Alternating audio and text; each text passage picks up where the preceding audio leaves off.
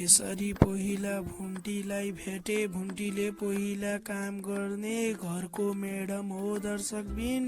जब बिचारी भुन्टी यता बिचारी भुन्टी आफ्नो श्रीमान भूपेन्द्रको जिन्दगी र घरबाट निस्केपछि यता बिचारी भुन्टीले भने आफ्नो सबै कुरा त्याग गरेकी छिन् र कपडा र रूप फेरेकी छिन्।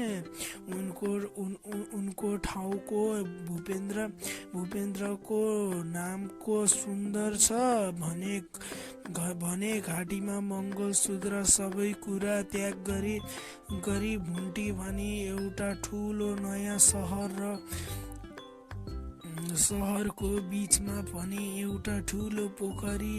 यसो हेर्दा पनि भुन्टी भने कुनै नयाँ ठाउँ वा कुनै देशमा गएको जस्तो लाग्छ र त्यही सहरको बीचमा भुन्टीलाई खोलाको छेउमा बसेको भुन्टी र टोकलेले काम गरेको म्याडम देख्छिन् र भुन्टीले भनेर बोलाउँछिन् भुन्टी भनेर बोलाउँछिन् र भुन्टीले आफूलाई बोलाएको जस्तो मानेर उता भने खुसी रमाएर म्याडम थिन जान्छन् भने थाहा पाएपछि बिचारी भुन्टी भने खुसी हुँदै जान्छन्। म्याडम भाथ्यो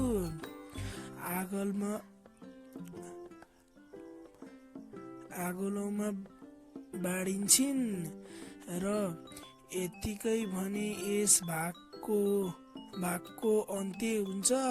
अब भनी भोलि के होला दर्शकबिन? हजुरहरूलाई मनदेखि भुन्टी सिरियल मनपर्छ भने एक लाइक र सब्सक्राइब पनि गरिदिनु होला। आज भोलिको भिडियोमा हामी जान्नेछौँ के रहेको छ। ल दर्शकबिन अर्को भिडियोमा भेटौँ।